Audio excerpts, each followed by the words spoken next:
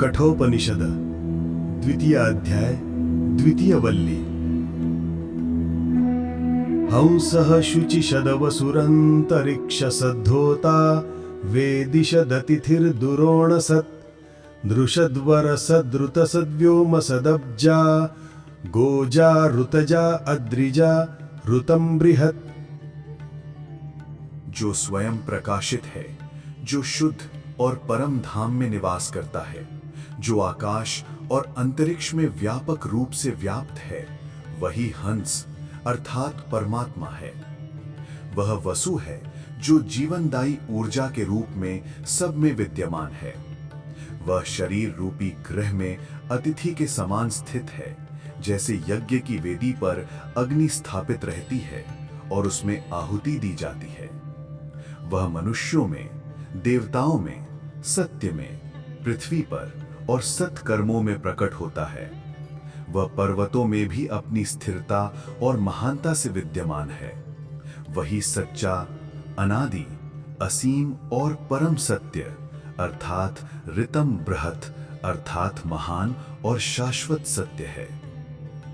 उपनिषदों में आत्मा की शक्ति का अत्यंत सुंदर वर्णन किया गया है। वेद और उपनिषदों ने आत्मशक्ति का रहस्य समझाकर मनुष्य को जीवन का संजीवनी मंत्र दिया है। इस मंत्र में आत्मा का स्वरूप बताकर मनुष्य को सही मार्ग पर चलने की प्रेरणा दी गई है। यदि आधुनिक मनोविज्ञान यानी साइकोलॉजी की भाषा में कहें तो ये मंत्र आत्मसूचनात्मक है, अर्थात ऐसा संदेश जो भीतर से व्यक्ति को प्रेरित करता है और उसका जीवन बदल सकता है। जैसे शेक्सपियर के प्रसिद्ध नाटक टेमिंग ऑफ द श्रू में आत्मसूचन के माध्यम से एक चंचल उद्दंड स्त्री को संयमी और सुसंस्कृत बना दिया गया, उसी प्रकार मनुष्य को भी आत्मसूचन द्वारा सुधारा जा सकता है। हम अपने घर में भी बच्चों को सुधारना चाहते हैं, पर प्रश्न यह है कि कैसे। उदाहरण के रूप में घर में कोई शरारती बच्चा है जो किसी की बात नहीं मानता। तभी घर में पड़ोसन आती है और उसे नींबू पानी देना होता है, पर घर में नींबू नहीं है। दादी जानती हैं कि यदि वे बच्चे से सीधे कहेंगी कि जा नींबू ले आ, तो वो मना कर देगा। इसलिए वो एक चतुर उपाय करती हैं। वो बच्चे की उपस्थिति में पड़ोसन से कहती हैं, मेरा बेटा तो बहुत समझदार है, अभी नीचे से नींबू ले आएगा। ये सकारात्मक आत्मसूचन है, तू समझदार है। और अगर कहती पागलपन मत कर, तो वो नकारात्मक आत्मसूचन कहलाता। उस प्रशंसा और विश्वास को सुनकर बच्चा सचमुच दौड़कर नींबू ले आता है। मनुष्य को सुधारने के कई उपाय हैं और उनमें से एक प्रमुख उपाय है आत्मसूचन। यही पद्धति इस उपनिषद मंत्र में अपनाई गई है। श्रुति यानी वेदवाणी यहां मनुष्य को यह समझाती है कि आत्मा कैसी है और उसे किस प्रकार जीवन में ऊंचाई प्राप्त करनी चाहिए। जीवन को ऊपर उठाने, उसका उन्नयन करने, यही श्रुति का उद्देश्य है। इसीलिए इस मंत्र में आत्मा के लिए अनेक विशेषण यानी गुण दिए गए हैं। हंसः शुचिषद वसुः अंतरिक्षसत् होताः वेदिषत् अतिथि दुरोणसत् नृषद वरसत् ऋतसत् व्योमसत्। नृषद का अर्थ है जो मनुष्यों में स्थित है। श्रुति यानी वेदवाणी कहती है कि आत्मा वर्षत है, अर्थात वो श्रेष्ठ बुद्धि में स्थित है, और जहां ऐसी श्रेष्ठ बुद्धि है वहां भगवान का वास होता है। आत्मा का संबंध बुद्धि से जोड़ना चाहिए, ना कि सीधे इंद्रियों से।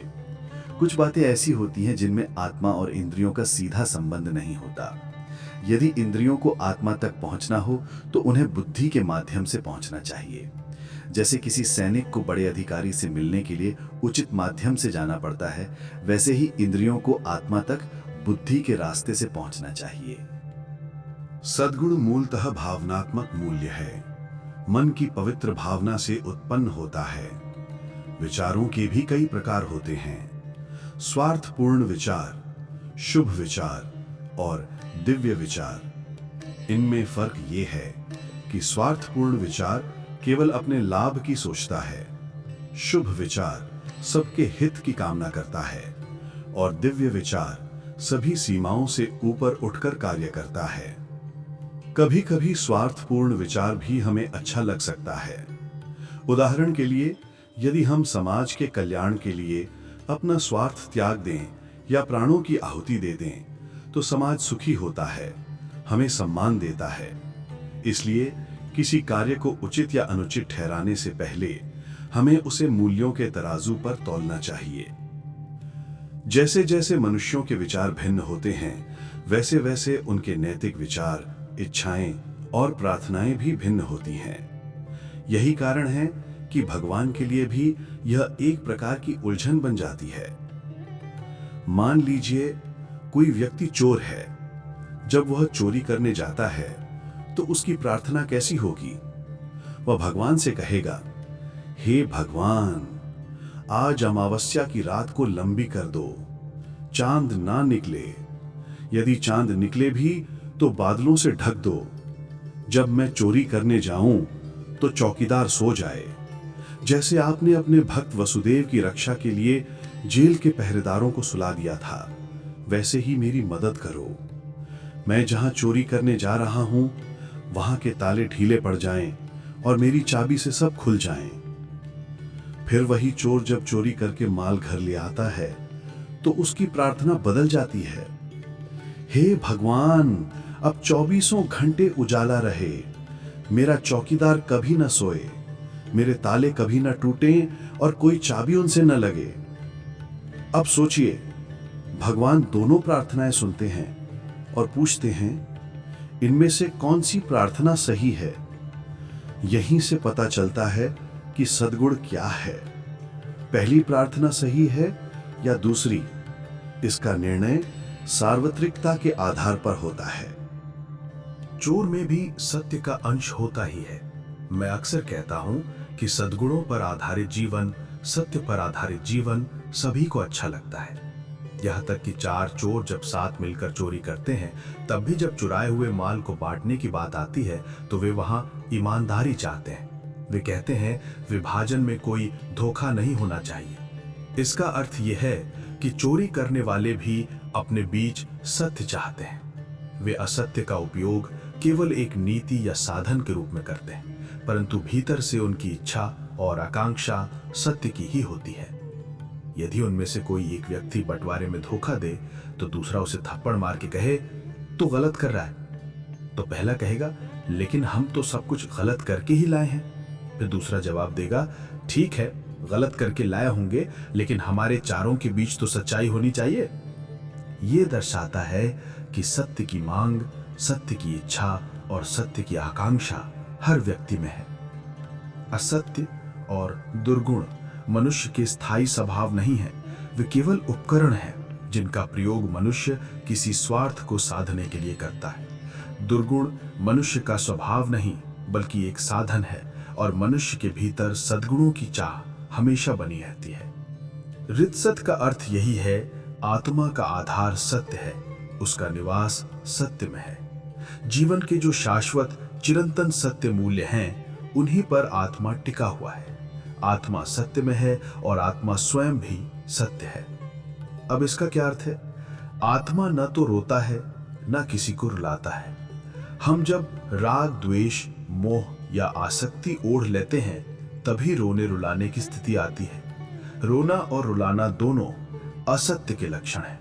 जो व्यक्ति कहता है तेरे बिना मेरा जीवन नहीं चलेगा, वो भी असत्य में है, और जो कहता है मेरे बिना तेरा जीवन नहीं चलेगा, वो भी असत्य में है।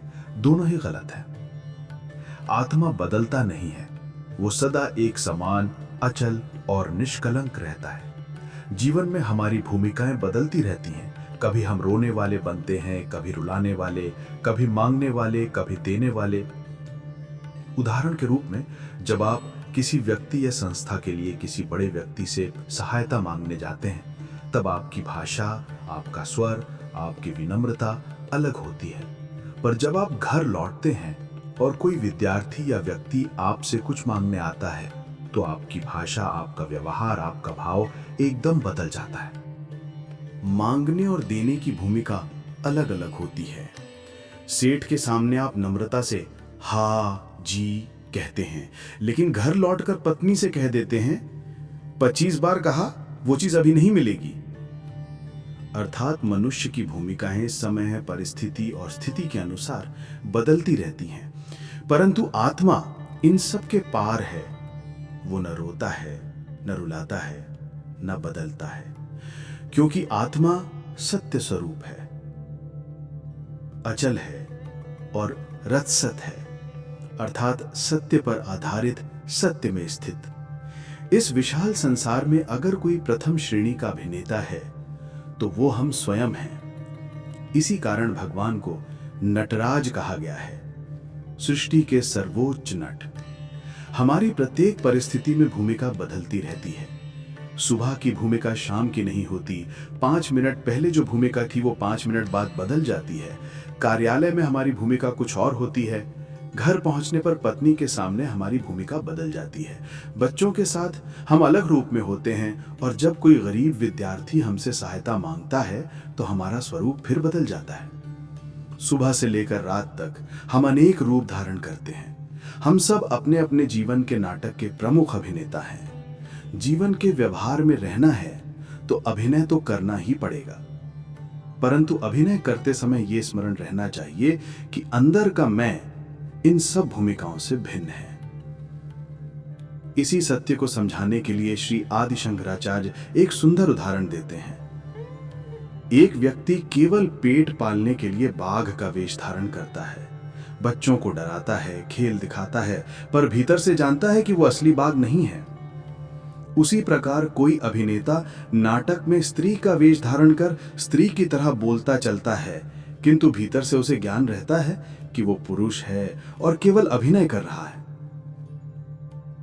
जीवन में हमें अनेक भूमिकाएं निभानी पड़ती हैं। कभी देने वाले बनते हैं, कभी लेने वाले, कभी हंसते हैं, कभी रुलाते हैं, कभी नायक हैं, कभी दर्शक।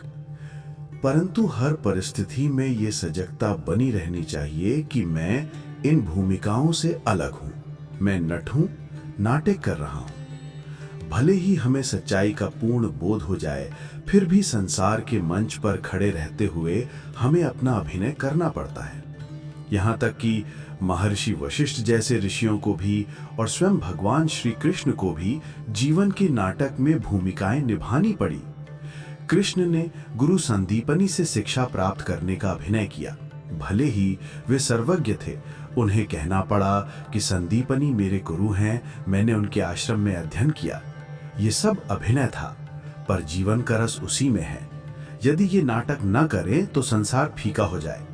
नरसिंह मेहता ने ठीक ही कहा है कि संसार में रस बना रहे, मन मेरे पास रहे। इसलिए जीवन का रहस्य यही है, नाटक करो पर भीतर से सजग रहो कि तुम केवल अभिनेता हो।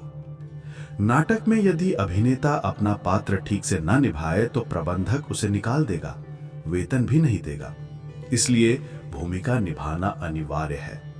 सबका आत्मा एक ही है, न वो पुरुष है न स्त्री, पर जब किसी पात्र में आते हैं तो उसी रूप के अनुसार आचरण करना होता है। यदि मैं पुरुष रूप में मंच पर आया हूं तो मुझे पुरुष की ही भाषा बोलनी चाहिए। मैं गया कहना चाहिए, मैं गई नहीं। भले ही दार्शनिक रूप से हम जानते हों कि आत्मा का कोई लिंग नहीं होता, न स्त्री न पुरुष, फिर भी नाटक में भूमिका निभाते हुए नियम का पालन करना ही पड़ता है। साथ ही भीतर ये सजगता बनी रहनी चाहिए कि मैं इस अभिनय से भिन्न हूं, ये केवल नाटक है। कभी कभी बीच में ये जागरूकता भी आती है कि मैं तो अलग हूं, फिर भी बाहर से अभिनय करना पड़ता है। इसी बात को समझाने के लिए मैं अक्सर गांव के नाटक का उदाहरण देता हूं। गांव का नाटक तो सच में असली नाटक होता है। अब तो गांव भी बहुत बदल गए हैं, पर पुराने गांवों के नाटक देखने जैसे होते थे। देवताओं के उत्सवों में नाटक होते जहां कम टिकट वाले आगे बैठते और ज्यादा पैसे देने वाले पीछे, क्योंकि अमीर लोग कुर्सियों पर बैठते थे। अगर वे आगे बैठें तो पीछे वालों को दिखे नहीं। गांव का समाजवाद निराला होता है। शहरों में तो अमीर आगे बैठते हैं। गांव के नाटक की तैयारी भी अद्भुत होती। कंपनी वाले छगन, मगन, अमथालाल जैसे लोगों से बेंचे उधार लेकर मंच बनाते, उस पर चटाई बिछा देते और बच्चे सामने बैठते। नाटक चल रहा होता और कभी कोई बच्चा मंच के नीचे घुसकर बेंच हिलाने लगता। तभी मंच पर अभिनय करता राम बीच में ही बोल पड़ता, ए लड़के, क्या कर रहा है, सीधा बैठ। और ये सब देखकर किसी को बुरा नहीं लगता। यही गांव का सादापन है। एक बार एक गांव में राम रावण युद्ध का नाटक हो रहा था। गांव का सबसे होशियार व्यक्ति रावण बना था। शुरू में सब ठीक चला, पर युद्ध का दृश्य आते ही अजीब बात हुई। रावण बने व्यक्ति के ससुराल वाले साली ससुर सब दर्शक बनकर आए हुए थे। अब उसे भीतर से संकोच हुआ कि मैं इनके सामने कैसे गिर जाऊं। उसके भीतर का छगन यानी उसका जो असली स्वभाव है वो जाग गया और वो भूल गया कि वो रावण है। मंच पर राम तलवार लेकर उसे मारने दौड़ा, पर रावण गिरने का नाम ही नहीं लेता। राम ने धीरे से कहा, अरे भाई तुझे गिरना है, भूल गया क्या, नीचे गिर जा। पर अब तो रावण नहीं छगन बोल उठा, अगर हिम्मत है तो तू खुद मुझे गिरा के दिखा। इतना सुनते ही पर्दा डाल दिया गया और नाटक वहीं खत्म हो गया। हम इस जगत के विशाल रंगमंच पर खड़े हैं। यहाँ हमें असंख्य रूपों और भूमिकाओं को निभाना है। जब आत्मज्ञान हो जाता है, जब अपना असली स्वरूप ज्ञात हो जाता है, तब भी यदि नाटक के नियम अनुसार गिरना पड़े तो गिरना ही चाहिए। नाटक में यदि रावण का पात्र गिरना है तो उसे गिरना ही पड़े, तभी नाटक पूरा होता है। इसी प्रकार इस संसार नाटक में हमें कभी हंसने वाले, कभी हंसाने वाले, कभी रुलाने वाले रूप धारण करने पड़ते हैं, परंतु भीतर निरंतर ये जागरूकता बनी रहनी चाहिए कि मैं इस सब से भिन्न, शुद्ध और सच्चा हूं। ये सारा जगत एक नाटक ही है। यदि कोई पूछे क्या हम वास्तव में अभिनेता हैं, तो उत्तर है हाँ, पर अभिनय करना कोई बुरी बात नहीं। भगवान ने स्वयं गीता में कहा है कि द्यूतम छलयताम अस्मि, अर्थात मैं छल करने वालों में द्यूत यानी कि क्रीड़ा हूं। इसलिए नाटक करना, अपनी भूमिका निभाना, यह भी ईश्वर की लीला का एक भाग है। बस हमें जो भी पात्र मिला है उसे ईमानदारी से निभाना है और भीतर से ये स्फुरण बनाए रखना है कि मैं सबसे अलग हूं। तभी हम सुख में थकेंगे नहीं और दुख में टूटेंगे नहीं। मन, बुद्धि और इंद्रियां ये सब युद्ध भूमि के सैनिक हैं। उन्हें शक्ति देने वाला आत्मा है।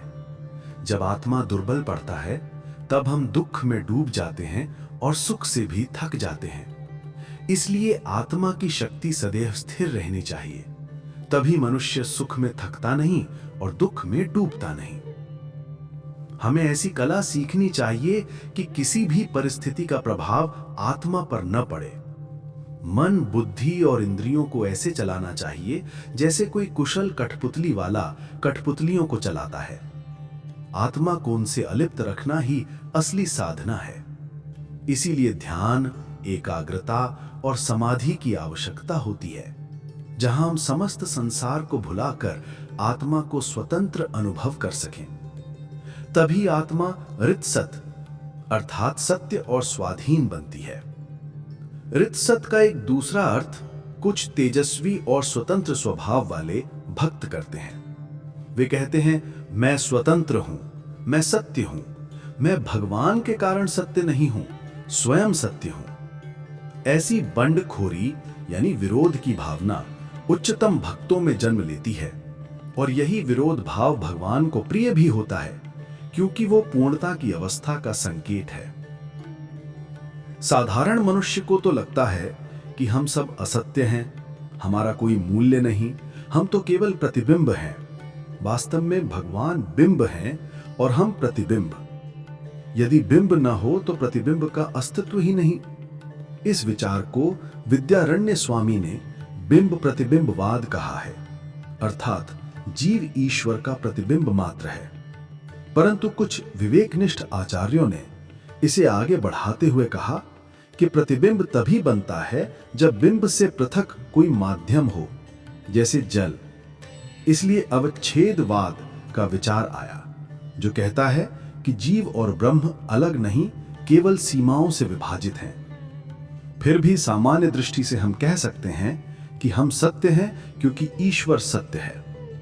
परंतु जब भक्त परिपक्व हो जाता है तो उसमें यह उभरता है कि मैं भी सत्य हूं, स्वतंत्र रूप से, भगवान के कारण नहीं। इस स्थिति तक पहुंचने के लिए उपनिषद की यह प्रार्थना मार्गदर्शन देती है। पूर्णमदः पूर्णमिदं पूर्णात् पूर्णम उदच्यते पूर्णस्य पूर्णमादाय पूर्णमेव अवशिष्यते। अर्थात वो भी पूर्ण है, ये भी पूर्ण है, पूर्ण से पूर्ण निकलने पर भी पूर्ण ही शेष रहता है। कोई कहे, शास्त्री जी आप ये सब इसलिए कह पाते हैं क्योंकि भगवान की छत्र छाया है। तो हाँ, छाया की आवश्यकता सबको होती है। उन्नत जीव को भी भगवान की छतरी चाहिए। जैसे धूप और वर्षा से हमें बचाती है, वैसे ही प्रभु की कृपा हमें संसार के ताप से बचाती है। जब पिता संसार से चला जाता है तो हमें गहरा दुख होता है, क्योंकि हमारी छाया चली गई। पहले जो हर कठिनाई में मार्ग बताता था, वो अब नहीं है। इसलिए संसार में सबसे बड़ी राहत और सुरक्षा भगवान की कृपा छतरी ही देती है। मनुष्य के जीवन में भगवान उसकी छत्र छाया या छतरी के समान है। जैसे छतरी के नीचे बैठने वाला व्यक्ति धूप और वर्षा से सुरक्षित रहता है, वैसे ही जो व्यक्ति भगवान की शरण में होता है वो जीवन के दुखों और विपत्तियों से बचा रहता है। इसीलिए कहा गया है, यो मद भक्ता सम्मे प्रिय, अर्थात जो मेरा भक्त है वो मुझे प्रिय है। जिस व्यक्ति के ऊपर भगवान की छत्र छाया रहती है उसे किसी चिंता की आवश्यकता नहीं रहती। इसलिए जीवन में अपने ऊपर एक छतरी अवश्य होनी चाहिए। वो नई हो, सुंदर हो और मजबूत भी हो। नीति शास्त्रकार कहते हैं, नवम वस्त्रम नवम छत्रम नव्या स्त्री नूतनम ग्रहम सर्वत्र नूतनम शस्तम सेवकान्ने पुरातने, अर्थात वस्त्र, छतरी, स्त्री और घर ये सब नए होने चाहिए, लेकिन सेवक और अन्न पुराने होने चाहिए, क्योंकि जैसे जैसे अन्न पुराना होता है वो और अच्छा होता जाता है। उदाहरण के लिए, पिछले वर्ष का चावल नया चावल से अधिक स्वादिष्ट होता है, वैसे ही पुराना सेवक अनुभववान होता है। जवानी में भी छतरी की आवश्यकता नहीं लगती। धूप हो या बारिश, सब खेल की तरह लगता है। पर जब उम्र 40-50 पार कर जाती है, तब व्यक्ति तड़के में छतरी लेकर निकलता है। ये संकेत होता है कि अब वो बच्चा नहीं रहा, अब उसे सुरक्षा चाहिए। तो छतरी की आवश्यकता दो कारणों से होती है। एक, दुबले या वृद्ध लोगों के रक्षणार्थ, और दूसरा, युवाओं के मनोरंजनार्थ। साधारण व्यक्ति को भगवान की छत्र छाया रक्षण के लिए चाहिए, जबकि ज्ञानी भक्त उसे प्रेम और लीला के आनंद के लिए चाहते हैं। वो कहते हैं कि हे प्रभु, हमें दुख आएंगे तो हम सह लेंगे, आपको कष्ट नहीं देंगे, परंतु फिर भी आपकी आवश्यकता हमें है, आपके साथ खेलने, हंसने और प्रेम करने के लिए। ज्ञानी भक्त स्वतंत्र होता है। जैसे भगवान स्वयं स्वाधीन है, वैसे ही उनका ज्ञानी भक्त भी स्वतंत्र होता है। उपनिषद कहता है, तदेतद अर्धद्विदलम भवति, अर्थात दोनों एक ही सत्य के दो अंश हैं। ज्ञानी भक्त के लिए जीवन स्वयं एक खेल है, रमण ही उसका जीवन है। वो भगवान से कहता है कि हे प्रभु, मैं भी रितसत हूं और तुम भी रितसत हो। मैं तुम्हारे कारण सत्य नहीं हूं, मैं स्वयं सत्य हूं, वरना इस खेल का आनंद ही चला जाएगा। जैसे खेल तभी आनंददायक होता है जब दोनों समान स्तर पर हों। अगर मालिक अपने नौकर के साथ खेले तो खेल में आनंद नहीं आएगा, क्योंकि नौकर मालिक से डरता रहेगा, उसकी हर बात में हाँ मिलाएगा। आनंद तो तब है जब दोस्त के साथ खेला जाए, जहां खुलकर कहा जा सके कि तुमने गलती की। इसीलिए क्लब जैसी संस्थाएं बनी, जहां सभी बराबरी से खेलते हैं, जिससे खेल में असली जोश और प्रसन्नता आती है। भगवान के साथ भी सच्चा खेल तभी संभव है जब भक्त भी स्वतंत्र हो। भक्त कहता है कि मैं बंधुआ नहीं हूं, मैं स्वतंत्र आत्मा हूं, इसलिए तेरे साथ खेलूंगा। घर में पत्नी के साथ खेल नहीं होता, क्योंकि वहां एक अधिकार और अधीनता की भावना रहती है।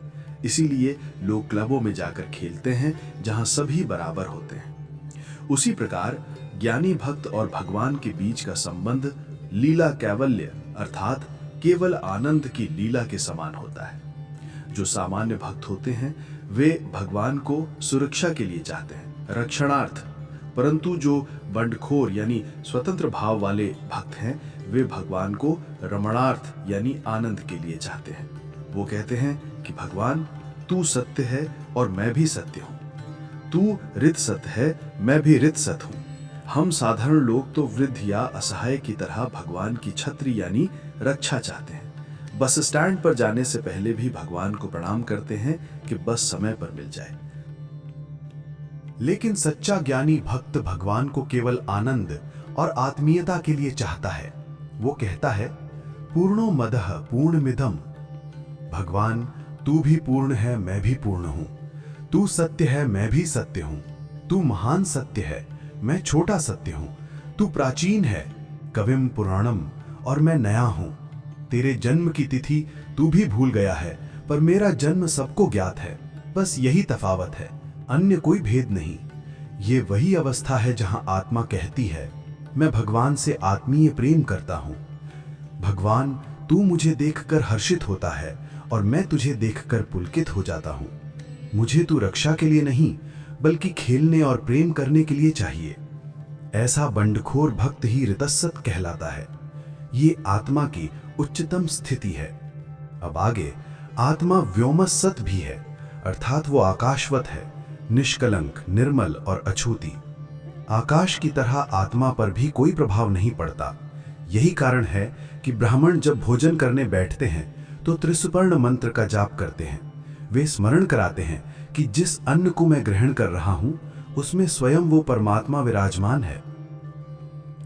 कई लोग थाली को पाटे पर रखते हैं और स्वयं नीचे बैठते हैं, क्योंकि उनकी भावना होती है ये अन्न ब्रह्म है, इसलिए इसे ऊंचे स्थान पर रखा जाए।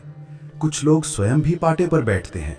ये सर्वोत्तम है, क्योंकि इससे आत्मा और अन्न दोनों को सम्मान मिलता है। जो लोग टेबल चेयर पर बैठते हैं वे भी इसी भाव से कहते हैं, मैं ऊपर हूं, मैं व्योमसत हूं। व्योमसत का अर्थ है आत्मा की शक्ति आकाश में स्थित है। वो आकाश जैसी ही निरपेक्ष और निर्मल है। समय यानी काल का उस पर कोई प्रभाव नहीं पड़ता। आकाश बूढ़ा नहीं होता, न मिटता है। भगवान श्री कृष्ण के युग का आकाश और आज का आकाश एक ही है। वो न वृद्ध हुआ है न मलिन। ऐसे ही आत्मा भी कालातीत और शुद्ध है। अतः ज्ञानी भक्त जानता है, मैं भगवान से भिन्न नहीं, उसी का अंश हूं। तू भी सत्य है, मैं भी सत्य हूं। तेरे साथ मेरा ये संबंध रक्षण का नहीं, रमण का है, सत्य के साथ सत्य का खेल। जो व्यक्ति अपनी आत्मशक्ति को जागृत कर लेता है वो कभी बूढ़ा नहीं होता, यानी समय या परिस्थितियों का अधीन नहीं होता। ऐसे व्यक्ति की शक्ति काल के प्रभाव से प्रभावित नहीं होती। कालातीत व्यक्ति हमेशा स्थिर रहता है। आकाश की तरह कुछ लोग समय और परिस्थितियों से अप्रभावित रहते हैं। उदाहरण के लिए भीष्म पितामह, जिन्होंने 101 वर्ष की आयु में युद्ध में खड़े होकर पहला शंख फूंका और कहा, उठो और लड़ाई के लिए चलो। सामान्य आदमी हाथ में छड़ी लेकर कहे चलो, लेकिन भीष्म पितामह ने ये कहा, ये दिखाता है कि उनकी आत्मशक्ति कभी वृद्ध नहीं हुई। हमारे शरीर बूढ़े हो सकते हैं, लेकिन आत्मशक्ति हमेशा नई और जीवंत रहती है। 5 साल के बच्चे की आत्मशक्ति और 50-50 साल के बुजुर्ग की आत्मशक्ति में कोई अंतर नहीं। यदि बुजुर्ग बूढ़ा हो जाता है तो उसकी शक्ति सही ढंग से उपयोग नहीं हो सकती। शरीर बूढ़ा हो सकता है पर आत्मा हमेशा एवरग्रीन रहती है। जैसे भगवान रामचंद्र की उम्र बड़ी होने के बाद भी उनका संसार और प्रेम हमेशा ताजगीपूर्ण और जीवंत रहा। जो व्यक्ति अपनी आत्मशक्ति का सही उपयोग करता है और मन बुद्धि को परिस्थिति के अनुसार सही शक्ति देता है, उसका शरीर बूढ़ा हो सकता है लेकिन मन और बुद्धि कभी बूढ़ी नहीं होती। इसलिए जैसे आकाश बूढ़ा नहीं होता, वैसे ही वो व्यक्ति भी बूढ़ा नहीं होता और समय के अधीन नहीं होता। एक उदाहरण, मैं एक बार गिरगांव के नाके पर खड़ा था। बस और टैक्सी दौड़ रही थी। जब हमारी खुद की कोई जल्दी नहीं होती तो दूसरों की जल्दी देखना सुखद लगता है। लोग अपने रिश्तेदारों को स्टेशन छोड़ने जाते हैं, पर कई बार ये भ्रम होता है कि वे उन्हें छोड़ने आए हैं। वास्तव में उन्हें अपने मनोरंजन या उत्सुकता के लिए स्टेशन पर जाना होता है। वो दूसरों की भाग दौड़ देखना आनंददायक पाते हैं। हर व्यक्ति किसी न किसी समय पर किसी ठिकाने पर पहुंचने के लिए दौड़ता है। घड़ी के कांटे की ओर नजर रखना बताता है कि हम भी समय के अधीन हैं। घड़ी हमें बार बार कहती है, दौड़ो, खड़े मत रहो, भागो। यहाँ घड़ी का कांटा हमारे जीवन में समय का प्रतीक है। जो मनुष्य समुद्र पार कर सके, आकाश में उड़ सके, अग्नि पर अधिकार कर सके, फिर भी उसकी जिंदगी घड़ी के हाथों में रहती है। यही कारण है कि हम घड़ी के कांटे को बार बार देखते हैं। हम सब समय के गुलाम हैं। मनुष्य पर गुलामी के चिन्ह कुछ ही दिनों में शोभा के प्रतीक बन जाते हैं। जैसे आज किसी के हाथ में घड़ी बंधी हो, उसे शान समझा जाता है। असल में ये दास्य का चिन्ह है कि मैं घड़ी का दास हूं, मुझे घड़ी की लय में नाचना है। परंतु हमें यह दास नहीं लगता, उल्टा ये शोभा लगती है। आज जिनके हाथ में घड़ी नहीं है, उन्हें पिछड़ा या प्रगतिशील नहीं माना जाता। दुनिया में हर दास्य का चिन्ह थोड़े ही समय में शोभा या आभूषण बन जाता है। उदाहरण के तौर पर स्त्रियों का चांदला यानी सिंदूर से भरी हुई मांग वास्तविक रूप से दास्य का चिन्ह है। यानी आज से मैं अपनी नहीं, उसके यानी स्वामी के लिए हूं। पर कुछ ही दिनों में चिन्ह शोभा बन जाता है और लोग इसे सुंदर मानते हैं। घड़ी की गुलामी तो अनिवार्य है। आज के जीवन में सब कुछ नियमबद्ध और अनुशासित है, इसलिए हम घड़ी देखकर उठते हैं, न कि तब जब नींद पूरी हो। हम भूख लगने पर नहीं खाते, बल्कि समय देखकर, जैसे 10 बजे ऑफिस जाने के लिए। कितनी बुरी गुलामी है ये। जीवन का प्राकृतिक लय बिगड़ गया है। असली विश्रांति और जीवन का आनंद तभी मिलेगा जब हम घड़ी को थोड़ी छुट्टी देंगे। बहुत लोग छुट्टियों पर महाबलेश्वर या किसी पर्यटन स्थल जाते हैं। वे मानते हैं कि घड़ी देखकर सभी चीजें सही समय पर होंगी, नाश्ता, घूमना, खाना, सब कुछ। पर असली विश्रांति तब मिलती है जब वे गांव के किसी तटवर्ती गांव में जाते हैं, जहां उन्हें कोई नहीं जानता और किसी की निगरानी नहीं होती। वहां एक झोपड़ी में रहकर वे पूरी स्वतंत्रता से अपनी मर्जी के अनुसार जी सकते हैं। इसीलिए शंकराचार्य ने कहा, एकांते सुखमास्यताम, यानी अकेलेपन में ही सच्चा सुख और विश्रांति प्राप्त होती है। घड़ी और नियमबद्धता से दूर जाकर ही मनुष्य अपनी आत्मा और जीवन की वास्तविक मस्ती अनुभव कर सकता है। जीवन एक स्टेशन की तरह हो गया है। जैसे ट्रेन समय सारणी के अनुसार चलती है, वैसे ही हमारा जीवन भी घड़ी के कांटे की तरह चलता है। 1-2 बार देर हो जाए तो क्या हुआ, यानी 10:30 के बजाय 10:40 हो जाए तो क्या बड़ा नुकसान हुआ। कुछ लोग ऐसे होते हैं जो कभी देर नहीं करते, अत्यंत समयनिष्ठ होते हैं। उन्हें देर होने का डर नहीं होता, क्योंकि उनके पीछे कोई नहीं पकड़ता। घर में कोई पकड़े तो वो सामान्य इंसान बनता है, पर बाहर निकलते ही ध्यान और समय का बंधन उनके लिए नहीं रहता। जैसे कोई चाय बनाकर बुला दे या कोई कुछ पूछ ले, तब भी उन्हें थोड़ी देर इंतजार करना पड़ता है। ऐसे लोग बिल्कुल समयनिष्ठ होते हैं। मैं ये नहीं कह रहा कि मनुष्य को नियमों का पालन नहीं करना चाहिए, परंतु कभी कभी किसी व्यक्ति, विचार या तत्व के प्रति अत्यधिक प्रेम होने पर समय का ध्यान चला जाता है। घड़ी भूल जाती है और मन उसका पालन नहीं करता। जीवन में ऐसा कोई एक तत्व होना चाहिए जिसके बारे में सोचते ही समय भूल जाए। जैसे उन वैज्ञानिकों ने एटम या अणु की खोज में इतना मग्न हो गए कि उन्हें समय, तारीख या तिथि का कोई भान नहीं रहा। जब उन्होंने अणु की खोज की तो एक वैज्ञानिक ने पूछा, दूसरा विश्व युद्ध कब तक चला? उनकी एकाग्रता देखकर ही उनके असाधारण बुद्धि और कार्य की कल्पना की जा सकती है। इस तरह असाधारण कार्य या अध्ययन में मनुष्य इतना मग्न हो जाता है कि उम्र और समय की जानकारी ही भूल जाता है। उसे 55 वर्ष का हो जाना भी तभी याद आता है जब कोई बताता है। किसी कार्य में इतनी तल्लीनता और लगन होनी चाहिए कि मनुष्य कालातीत हो जाए। हम इतने व्यावहारिक हो गए हैं कि किसी चीज के लिए हम कभी गलत नहीं होते। हम समय को नहीं भूलते, इसलिए समय पर नियंत्रण हमारा जीवन संचालित करता है। लेकिन जो व्यक्ति कभी मग्न यानी नियम विरोधी नहीं होता, वह भगवान का नहीं बन सकता, क्योंकि भगवान स्वयं पहला और सर्वोच्च मग्न है। उसकी लीला और उसके कार्यों में वही असाधारण पागलपन दिखाई देता है। उदाहरण के लिए, अगर हम एक बीज बोते हैं तो भगवान उसे चौगुनी या अधिक मात्रा में लौटाते हैं। यह सामान्य इंसान की तुलना में उनका सर्वोच्च पागलपन है। इसलिए भगवान को हमेशा दुनिया जिसे पगला या बावरा कहती, वैसे लोग ही पसंद है। हमारे जीवन में भी कोई ऐसा तत्व होना चाहिए, कोई कार्य या ज्ञान जिसके पीछे हम अपने आप को पूरी तरह से समर्पित कर दें। इसे शास्त्र में गुरु कहा गया है। गुरु के सामने समय का भान नहीं रहता और मनुष्य कालातीत या व्योमसद बन जाता है। गुरु के कारण ही मनुष्य अपने जीवन में पूर्ण लगन और आत्मपूर्ति प्राप्त करता है। व्योमसद का अर्थ है कालातीत होना। इसी प्रकार हमारे जीवन में भी कोई ऐसा कार्य या व्यक्ति होना चाहिए जिसके साथ समय का कोई बंधन न हो और मनुष्य अपनी पूरी आत्मशक्ति से जुड़ा रहे।